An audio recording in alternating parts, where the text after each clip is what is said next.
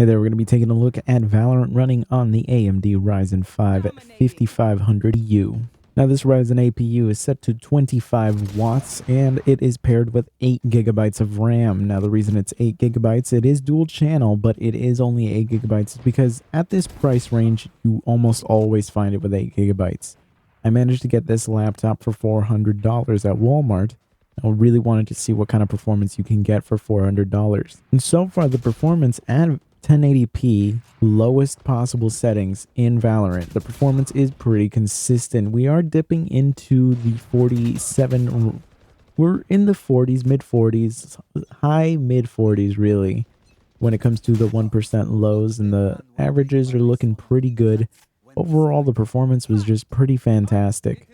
It wasn't the absolute smoothest experience for the most part, but it did do a decent enough job.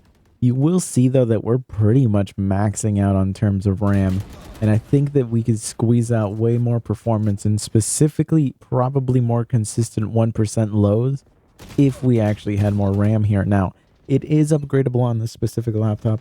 I'm not 100% sure if I'm actually going to upgrade it or just leave it at the 8 gigabytes because, again, I think that this is where you're going to be seeing a lot of configurations in this price range. I just have yet to find this chip paired with 16 gigabytes of RAM for less than $600. It's pretty much been a unicorn except for maybe a refurbished unit here and there, but I've not been able to snag one of those. So this is pretty much the cheapest that I could find with this specific chip. And I was able to do a pretty decent enough job playing this. I didn't feel like I was being held back by the machine or anything like that. It was relatively decent. Obviously, for these kinds of games, you'd like to have a higher frame rate, but I was just playing on the 60 hertz display on it, so it didn't really matter if I was going to be hitting way above that or not. The only thing it was going to help with is a little bit of the input lag, but that's about it.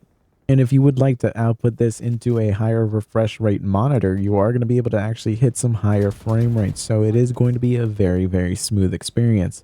Overall, I'm very happy with how this game performs on this chip, and it's exactly the kind of game that is designed to be able to run on practically anything, and this chip is just a perfect pairing for it.